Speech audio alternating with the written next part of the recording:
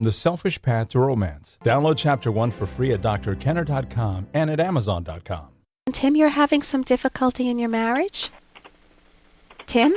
Hello? Hi, Tim. You're having some difficulty in your marriage? Yeah, it was... You've got the kids there? Sorry about this.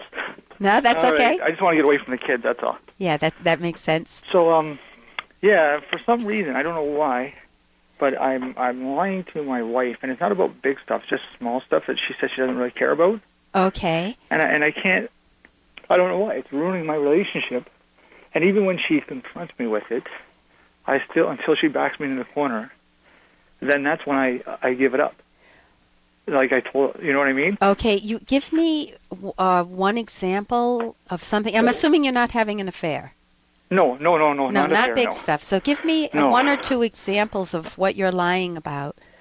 Well, it's kind of embarrassing, but there was one time, like I told her she meant everything to me. I didn't need to do anything. And then one day I masturbated and I said I didn't need to do that. And I did it, and she found out, and she got mad at me. And then another one, I'm having troubles getting an erection. Yeah. So I went out and I got some Cialis, and I didn't tell her. Yeah. And she found out about it, and I hid it from her, and she got mad about that. Oh, is it all related to romance, to sex, to intimacy? No, well. Give me an example that's totally not romance, because that puts it in a different category for me. Yeah, but it's only been since I've been with her. One time I was going to meet her for lunch. Yeah. And my friend came over, and I told her I couldn't meet her for lunch, and she got mad. Okay, so it does extend beyond the intimacy. It does, yes. Okay, with the intimacy, if you're feeling like you need to impress her, then it's not easy especially for men, to know how to manage a sexual relationship when they might need a little help from Cialis, or when they have a difference in frequency. They're turned on more than women, and that's typical. It doesn't go across the board. You can always find exceptions to the rule. But is it okay to self-pleasure? And I would say that that's a conversation that would be well worth both of you having. Is it okay to self-pleasure, or is that cheating on one another? Now it depends. No, she said it's all right, but I just don't. I'm not forthcoming about it. You know, I'm. Oh, so she. I think I'm more embarrassed that I did it. Okay, because so I knew that it would hurt her, because I told her I didn't need to do that. You know what I mean? Okay, so you overpromised. It's right. Yeah, Tim. It sounds like this is a learning curve. How long have you been married? We've been married 5 years. 5 years, okay. And it's a learning curve that if there's so much unearned guilt tied around sex, people make themselves feel guilty about everything.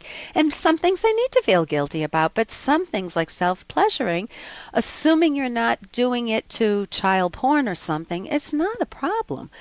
No, and when I'm doing it, I do a picture of her. Oh, that's interesting. Well, if you invite her in, if she's given you the okay that it's okay, then you need to make peace with yourself that it's okay to self-pleasure, to enjoy the wonderful feelings that you can give yourself, and work with her.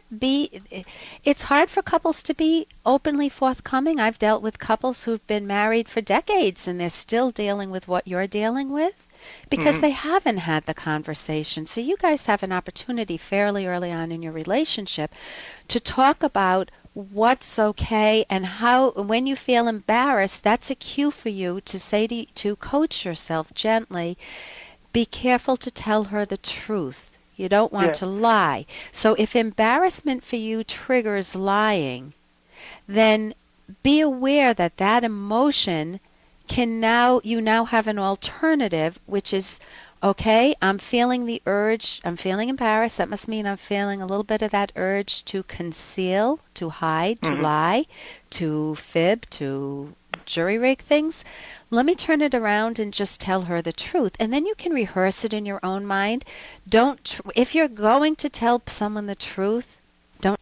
Hey, I got to interrupt this because we've got to pay some bills. 30 seconds, that's it. A very quick ad, and then Ellen will be back. Romance. I wish I knew more about what girls want from a relationship. Boy, I wish I knew more about what I want.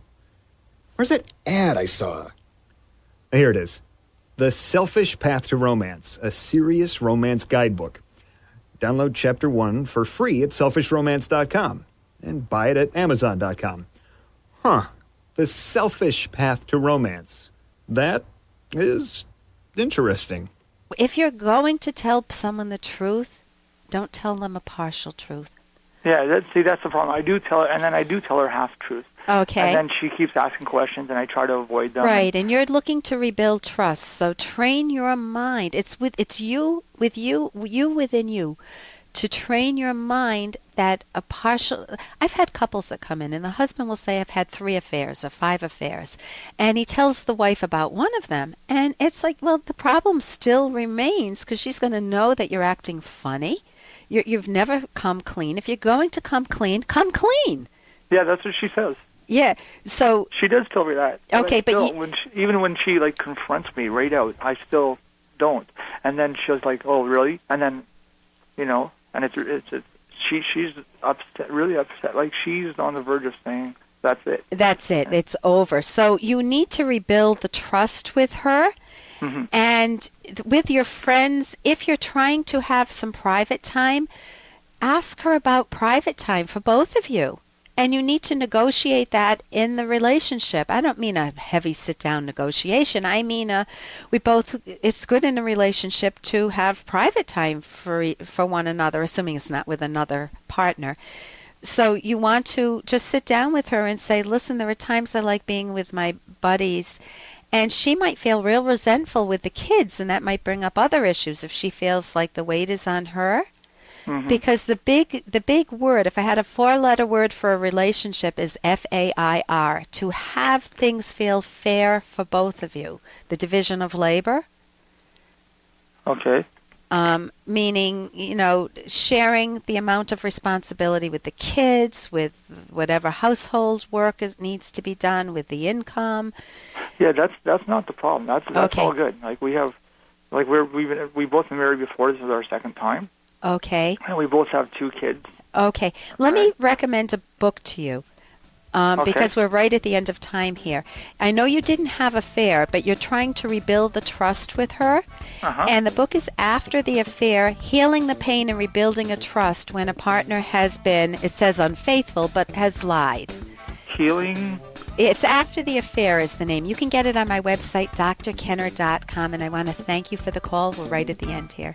And here's a little more from Dr. Kenner. I don't actually date a whole lot lately. Why not? Well, when I'm with a boy I like, it's hard for me to say anything cool or witty or at all. I can usually make a few vowel sounds and then I have to go away. It's not that bad.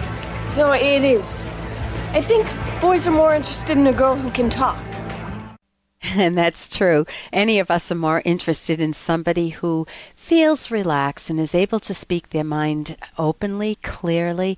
But that's not easy. I mean, many of us, especially when you have a high value at stake, like a potential romantic partner, freeze up, we paralyze, and we don't know what to say, and we then flood our minds with thoughts like, what should I say? What does he want to hear? What will impress him?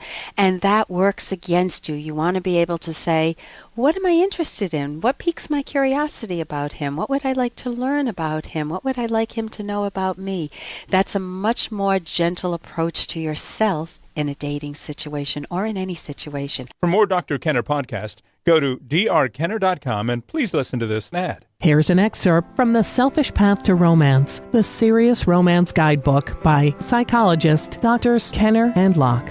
Usually, when your partner's words contradict actions. The words are more alluring than the actions, but sometimes the actions, which represent the person's subconscious philosophy, are more admirable than the words. Consider a man who has good character and acts in ways that he shows he values his partner, but who fears putting his feelings into words and comes out with inappropriate humor or passionless chatter.